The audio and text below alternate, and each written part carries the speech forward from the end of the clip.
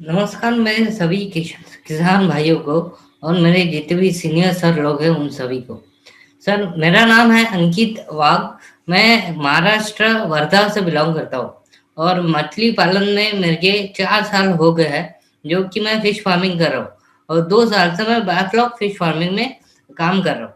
तो उसमें होने वाली दिक्कतें और जो साधारण तौर पर फार्मर जो गलतियां करता है, जो मुझसे भी हुई है, वो मैं आप आज आपसे साझा करना चाहूंगा, आप सबके साथ शेयर करना चाहूंगा।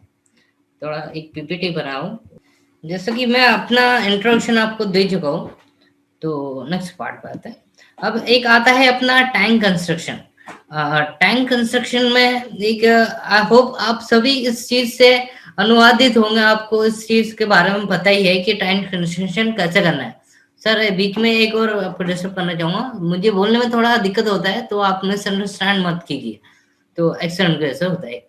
तो सर टैंक कंस्ट्रक्शन का अपन जो बात कर रहे हैं, तो वो तो एक इजीली आप कैसे यूट्यूब से वगैरह आप सीख सकते हो कि उससे कैसे करना है।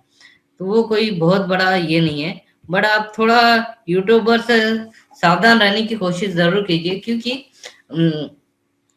वहां पे बहुत कम लोग हैं जो ट्रस्टवर्दी जिस पे भरोसा किया जा सकता है। तो नेक्स्ट पार्ट पे आते हैं।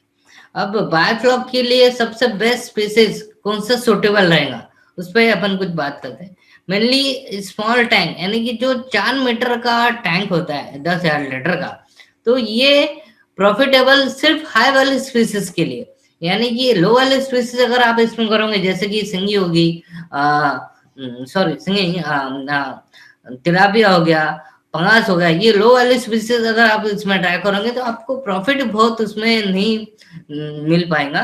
ट्रायल के लिए आप उसमें भले ही ये सब स्पीसीज के साथ ट्रायल कर सकते हो, पर अगर छोटे टैंक में आपको प्रॉफिटेबल मच्छी है सिंगी, यानी है वाले स्पीसीज, देसी मांगुर, पाबदा, मरल, विंग मरल जो आता है, ये सब आपको उसमें प्रॉफिटेबल रहेगा। और सिंगी, सॉरी, आपकी जो तिलापिया एंड अदर स्पीसीज है, जैसे कि पंगा, जो लो वाली स्पीसीज है, तो उसके लिए 50,000 लीटर का टैंक ही आपको प्रॉफिटेबल आएगा। उसके अलावा छोटा टैंक में उसका आप सिर्फ ट्रायल कर सकते हो। अब जैसे कि लोगों का मानना है आईएमसी, आईएमसी में एक्सेप्ट कॉमन कार्प, बाकी आईएमसी में ग्रोथ ये फैक्टर 300 ग्राम के ऊपर नहीं देखा गया है। यानी कि अभी तक के जो फार्मर लोगों ने भी कुछ ट्राई किए, तो उनके अनुभव से अपन ये बोल सकते कि 300 केजी के ऊपर उसका ग्रोथ ठीक से हो नहीं पाता है। तो इसके लिए आईएमसी बायोफ्लॉक के लिए सुटेबल नहीं है। अब फॉर एनी न्यू कमर, हाँ, कोई भी नए फार्मर के लिए जो नए बायोफ्लॉक में पहले बार ट्रायल कर रहा है, तो उसके लिए ठीक रहेगा कि वो एयर स्पीसीज जो होती है, यानी कि जो हवा में सांस लेती है मच्छी, उसका ही आप पालन कीजिए। क्योंकि जो नॉन एयर ब्रीथ मच्छी होती है, जो पानी में सांस लेता है, उसको कंट्रोल करना थोड़ा हार्ड होता है। तो इसलिए ट्रायल के लिए आपने एयर ब्रीथ स्पीसीज करना ही बेहतर रहेगा। अब एक मोस्ट कॉमन मिस्टेक जो फार्मर लोग करते हैं, और जैसे मुझसे भी कुछ हुई है, तो वो आपके साथ बताऊं। अभी कोई भी जो फार्मर होते हैं, वो नया बच्चा जब लाते हैं तो उससे डायरेक्टली वाटर प्रिपरेशन जो हुआ रहता है उनका, उसमें प्रोबायोटिक डाल के, उसमें टीडीएस बढ़ा के, सैलिनिटी बढ़ा के, ये सब करके उसमें वो नया मच्छी डाल देते। तो इससे होना क्या है कि आपको ये समझना जरूरी है कि जहां से मच्छी आई है, वो कोई बायोफ्लॉक या ऐसी जगह से तो बिल्कुल नहीं है, वो नॉर्मल पॉन्ड या टैंक में से आई है। तो इसलिए उसे उसी तरह का एनवायरमेंट एम्बिएंट देना जरूरी होता है, क्योंकि बहुत ज्यादा पैरामीटर अगर फ्लक्चुएट होते हैं तो मच्छी का मोर्टेलिटी होता है। इसलिए आप सेम उसमें रखिए, तो प्लेन वाटर इज बेस्ट। और एक अमोनिया, टीडीएस, ये वगैरह सब उसका आप पैरामीटर चेक करके रखिए, वो बेहतर है। और एक प्रेडिक्शन है कि ऐसा माना गया है कि बायोफ्लॉक नेफ्लॉक सिर्फ प्रोबायोटिक डालने से ही बनता है। तो ये मान्यता गलत है, क्योंकि कोई भी अगर फ्लॉक मेंटेन करना है तो वो सिंपली सीएन रेशियो में ही मेंटेन हो सकता है। सीएन रेशियो में 1 ppm अमोनिया के लिए आपको 6 ppm कार्बन, यानी कि 12 ppm कार्बोहाइड्रेट अप्रोक्सीमेटली आपको लगेगा, जिससे कि आपको 1 ppm अमोनिया विड्रॉल हो जाएगा। तो ये सेकंड पार्ट। अब दूसरा एक मोस्ट इम्पोर्टेंट पार्ट है जो कि बायोफ्लॉक में है, स्लज कंट्रोल। तो स्लज रेगुलरली अपन यानी कल्चर टाइम में 4 से 5 बार दिन में निकाला जाता है, थोड़ा थोड़ा पानी, जिससे कि कुछ भी स्लज अकुमुलेट ना हो, थोड़ा सा अगर हो तो निकल जाए, कुछ फिकल आ रहा है वो भी निकल जाए। बट ये आपका जो सिंपली ड्रेनेज करने से आपका सिर्फ जो 10,000 लीटर टैंक है उसमें ये कार्यरत है।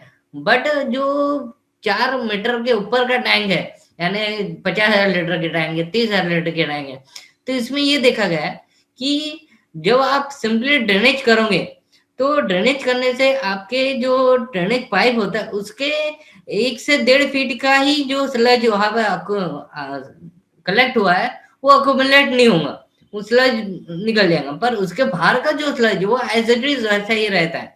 इसके लिए उसका सॉल्यूशन ये है कि सिंपली सैफोनिंग एक उसका सॉल्यूशन है, सैफोनिंग विद सिंपल वे, और उसमें कुछ मोटर वगैरह का यूज करके भी आप सैफोनिंग कर सकते हो, तो जिससे कि आपका बॉटम साफ रहेगा और उसमें अकोमुलेशन नहीं हो पाएगा।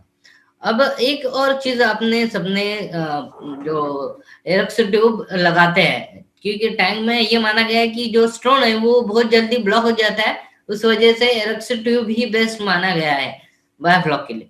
तो जब आप इसको प्लेसमेंट भी कर रहे हो तो आपने ये ख्याल रखना है कि उनके बीच का अंतर जो है वो इतना हो कि उसके बीच में नॉन एरोबिक जोन का ही बन ना सके, क्योंकि अगर नॉन एरोबिक जोन बनेगा तो वहां पे स्लज अक्यूमुलेट होगा और आपके इश्यूज क्रिएट हो सकते हैं, इसलिए ये चीज का ख्याल रखना जरूरी। अब स्लज मैनेजमेंट बाय रोटेशन, तो ये टॉपिक पे अभी फिलहाल तो ट्रायल चल रहा है, क्योंकि हमने देखा है कि एयरलिफ्ट पंप जो होता है और ओमेगा 3 जो योरम सर, डॉक्टर योरम सर के बुक में मेंशन किया गया है, तो ओमेगा 3 मॉडल को अगर एयरलिफ्ट पंप के साथ में कंबाइन करते हैं तो आपका रोटेशन बाय सिंपली इससे ब्लोअर से ही हो सकता है, यानी जिससे कि वाटर सर्कुलेट अगर घूमता रहेगा तो ऑब्वियसली जो भी सेंट्रीफ्यूगल फोर्स से जो भी फिकल है, जो भी स्लज है, वो आपका बीच में आएगा, जिसमें आने से ड्रेनेज करने से आपका बहुतांश जो भी स्लज आया वो उसमें से निकल पाएगा। अब आते हैं बेस्ट कार्बोहाइड्रेट पे। अब कार्बोहाइड्रेट के तो 4-5 कार्बोहाइड्रेट इसमें अपने ऑलरेडी है, पर सबसे बेस्ट इसमें माना गया है शुगर। शुगर इसलिए क्योंकि उसका जो कार्बन कंटेंट है वो हमेशा स्टडी रहता है, उसका यूसेज भी इजी जाता है।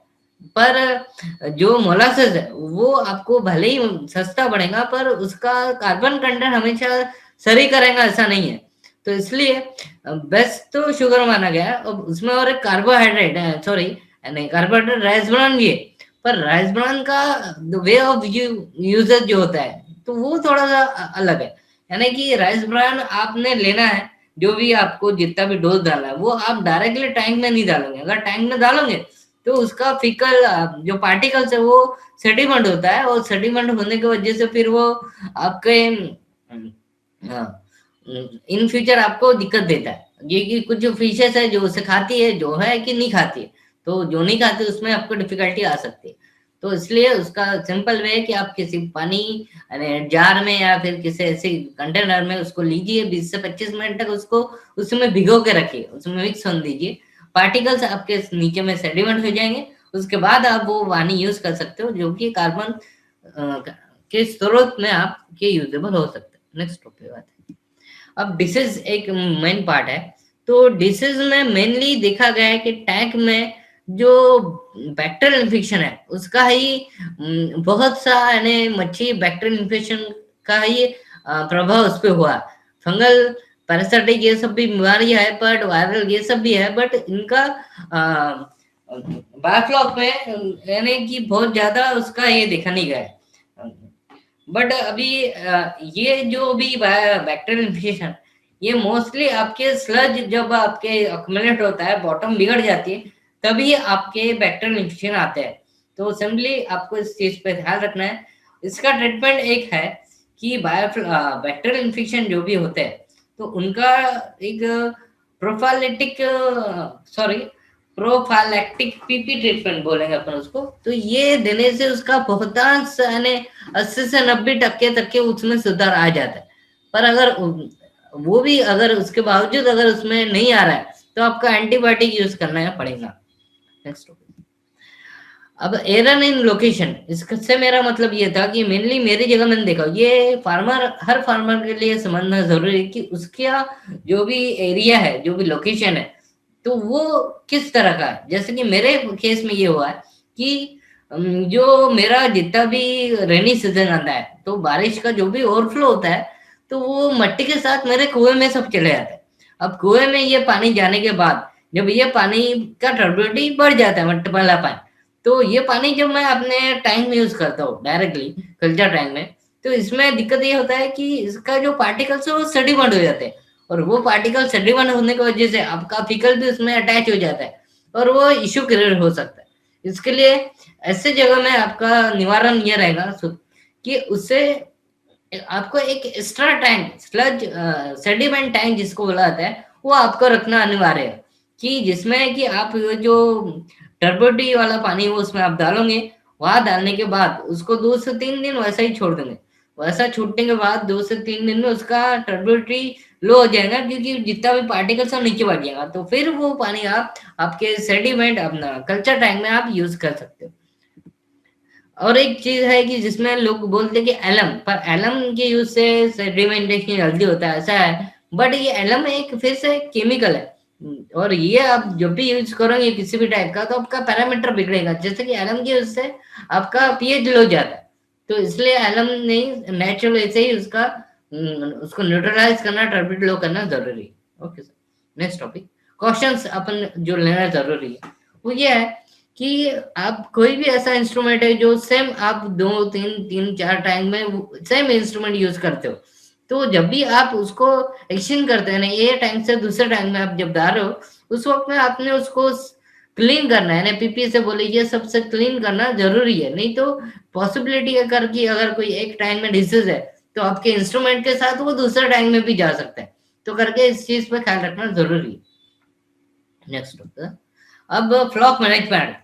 फ्लॉक मैनेजमेंट पे तो मेनली ये है ना कि आपका जो लोकेशन है उसके ऊपर भी डिपेंड करता है कि आपके अवेलेबिलिटी ऑफ सोर्स वाटर, यानी कि पानी कितना अवेलेबल, यानी कि जैसा कि पानी बहुत अगर है आपके पास, तो आप अमोनिया कंट्रोल करने के लिए उसमें कार्बन एडिशन, यानी कि एक तरह से एक्सपेंस है, ये करके आप उसमें कार्बन अमोनिया कंट्रोल कर रहे हो।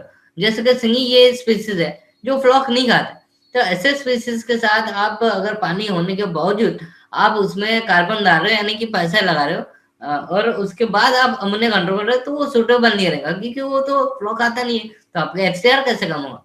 इसलिए वाटर ड्रेनेज करना ही आपके लिए, यानी एक्शन करना बेहतर उपाय है, यानी कि जिससे आपका एक्सपेंस बच पाए। और ये 20 से 30% पानी आपका हफ्ते में, या फिर टैन लेवल आप देख के, यानी अमोनिया लेवल चेक करके 2 ppm के ऊपर नहीं जाने देना है, तो ये हो सकता है। Next topic sir. अब जिनके यहाँ पे पानी नहीं है, तो उनको अगर फ्लॉक मेंटेन ही करना है, तो एक सिंपल इनफ कौन होता है जिसमें 5 to 6 ml फ्लॉक ये कार्यरत है, यानी कि आपका हमने ये संभाल सकता है इतना फ्लॉक। सेकंड पॉइंट ये है कि अभी अगर एक्स्ट्रा फ्लॉक होता है, तो फ्लॉक हार्वेस्टर भी कुछ सेबा की तरफ से अवेलेबल हुआ है, बट सेकेंडरी ये बोलना रहेगा कि वाटर मैनेज करना ये भी उसका एक मात्र उपाय है, क्योंकि ज्यादा फ्लॉक होने से उनके गिल में दिक्कत हो सकता है मच्छी के, इसलिए 5 to 6 ml is enough. Next topic sir.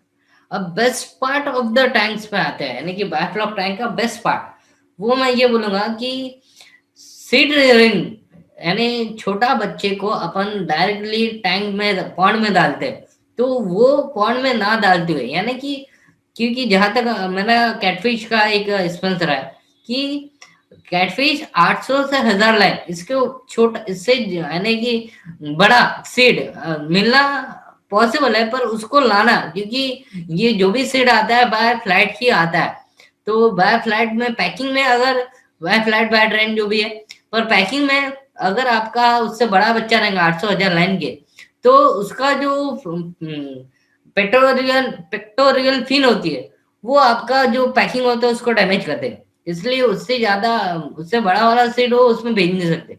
और ये सीड अगर आप डायरेक्टली पॉन्ड में स्टॉक करते हो, तो उसका जो सर्वाइवल है वो आपको कम मिलता है, नहीं 40-50% सर्वाइवल उसका मिलता है।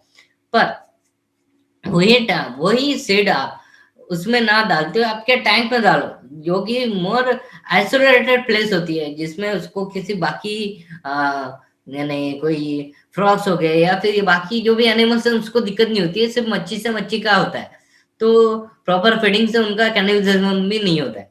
और तो ये वजह से उसमें आप उसको बड़ा कीजिए, यानी कि 400-500 लाइन का उसमें सीड आप बनाइए, और उसके बाद आप कल्चर बॉन्ड में आपके उसको स्टॉक कीजिए, जिससे कि आपका सर्वाइवल 85 टू 90% तक के आ सकता है।